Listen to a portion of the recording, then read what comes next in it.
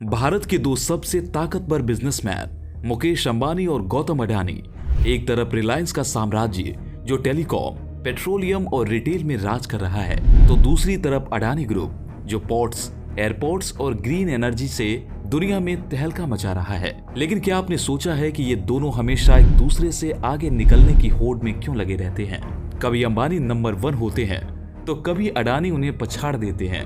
आखिर ये जंग सिर्फ दौलत की है या बाजार पर कब्जे की? आज की इस वीडियो में हम आपको बताएंगे अंबानी और अडानी की छुपी हुई बिजनेस लड़ाई, उनके सबसे बड़े बिजनेस वॉर्स और इस राइवलरी के पीछे की असली सच्चाई। तो वीडियो को अंत तक जरूर देखें।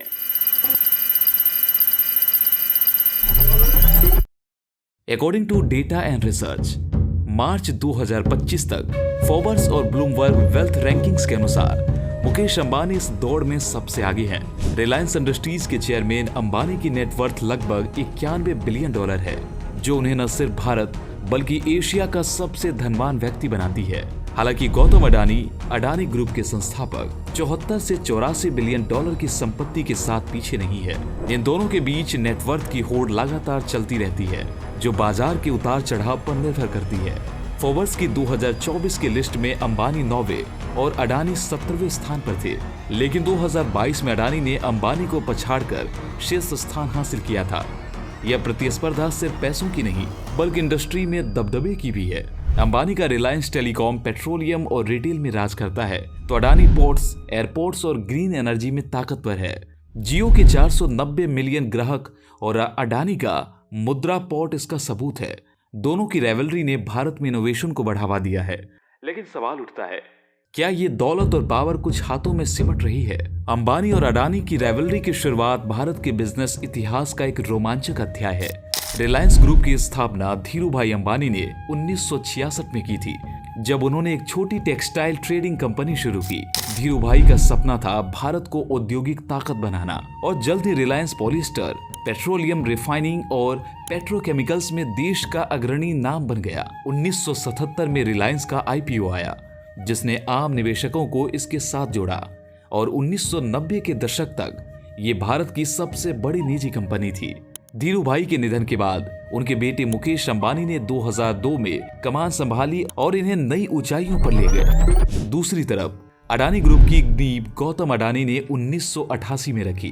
गुजरात के एक साधारण परिवार से आने वाले अडानी ने कमोडिटी ट्रेडिंग से शुरुआत की और 1990 के दशक में मुद्रा पोर्ट के साथ इंफ्रास्ट्रक्चर की दुनिया में कदम रखा। उनका फोकस शुरू से ही लॉजिस्टिक्स, ट्रेड और पोर्ट्स पर रहा, जिसने उन्हें भारत का इंफ्रास्ट्रक्चर किंग बना दिया। शुरुआती दिनों में दोनों की राहें बिल्कुल अलग थी।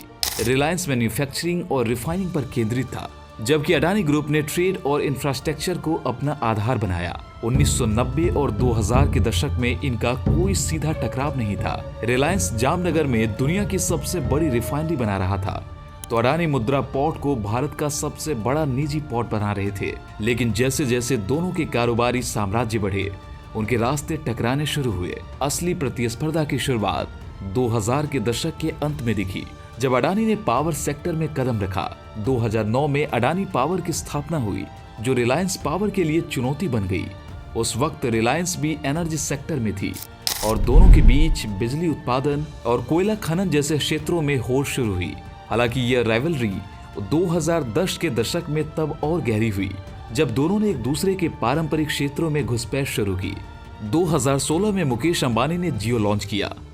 Every Indian gets to enjoy Jio Digital Life, जिसने टेलीकॉम इंडस्ट्री को हिला दिया।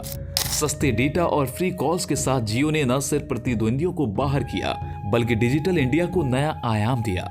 इस बीच अडानी ने पोर्ट्स और लॉजिस्टिक्स में अपनी पकड़ मजबूत करते हुए एयरपोर्ट्स और ग्रीन एनर्जी में निवेश शुरू किया।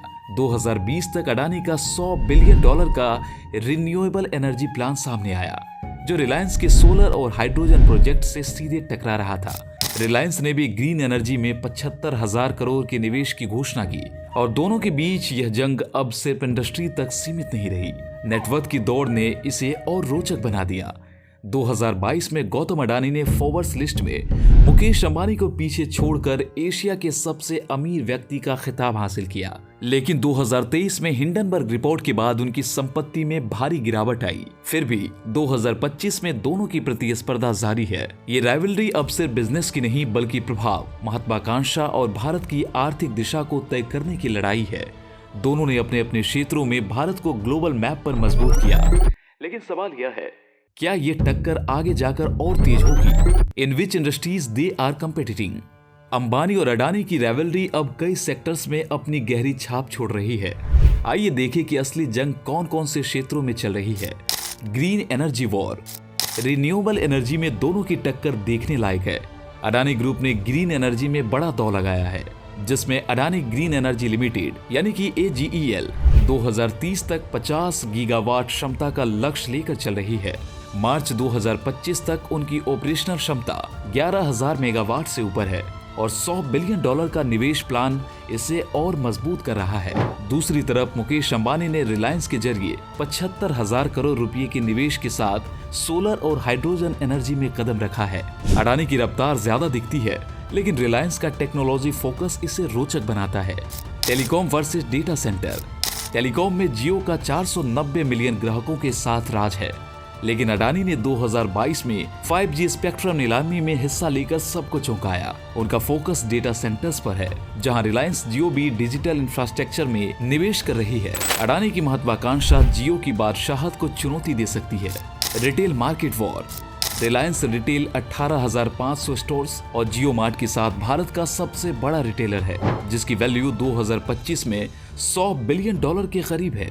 अडानी अभी रिटेल में सीधे नहीं है, लेकिन उनकी लॉजिस्टिक्स और सप्लाई चेन में पकड़ रिटेल वेंचर्स की नींव तैयार कर रही है। क्या वे यहाँ भी टक्कर देंगे? एयरपोर्ट और पोर्ट्स की जंग। अडानी का 8 एयरपोर्ट्स मुंबई, अहमदाबाद सहित और मुद्रा जैसे पोर्ट्स में दबदबा है। रिलायंस ने अभी एयरपोर्ट्स में बड़ा कदम नहीं उठाया, लेकिन उनकी लॉजिस्टिक्स में दिलचस्पी जियो मार्ट डिलीवरी भविष्य में टकराव की ओर इशारा करती है। अडानी का इंफ्रास्ट्रक्चर यहाँ लीड ले रहा है। यह जंग अब सिर्फ दौलत की नहीं बल्कि भारत के भविष्य को शेप करने की है। अंबानी और अडानी की राइवलरी में सरकार और पॉलिटिक्स का खेल अहम है। क्या सरकारी नीतियां दोनों को अलग अलग फायदा पहुंचाती है? कई लोग मानते हैं कि मोदी सरकार की नीतियां अडानी को इंफ्रास्ट्रक्चर और एनर्जी में बढ़त देती है, जैसे पोर्ट्स और एयरपोर्ट्स के टेंडर। वहीं अंबानी की जियो को डिजिटल और टेलीकॉम में सपोर्ट मिलता है। दोनों के गुजरात से पुराने राजनीतिक रिश्ते और बीजेपी से नजदीकी की चर्चा होती है। आलोचक इसे क्रोनी कैपिटलिज्म कहते हैं, जहां पॉलिटिकल कनेक्शन से बिजनेस को फायदा मिलता है। हालांकि सरकार दावा करती है कि ये नीतियां देश की आर्थिक तरक्की के लिए है, न कि व्यक्तिगत लाभ के लिए। अंबानी और अडानी के बीच क्या सचमुच दुश्मनी है या सिर्फ कंपटीशन? कोई पक्का सबूत इनके बीच निजी बैर का नहीं मिलता। दोनों गुजरात से हैं, एक दूसरे की तारीफ कर चुके हैं और बिजनेस में अपनी अपनी राह पर है। अंबानी टेलीकॉम रिटेल में आगे है, अडानी पोर्ट्स एनर्जी में लीड करते हैं। ये बाजार की हेल्दी टक्कर है। भारत की इकोनॉमी को इससे बड़ा फायदा हुआ। जियो ने सस्ते डेटा से डिजिटल क्रांति लाई, तो अडानी के पोर्ट्स ने ट्रेड को बूस्ट किया। ग्रीन एनर्जी में दोनों के भारी निवेश से सस्टेनेबिलिटी और जॉब्स बढ़े। ये राइवलरी भारत को ग्लोबल स्टेज पर मजबूत कर रही है। भारत के बिजनेस का भविष्य रोमांचक होने वाला है और अंबानी बनाम अडानी की जंग इसे शेप देगी।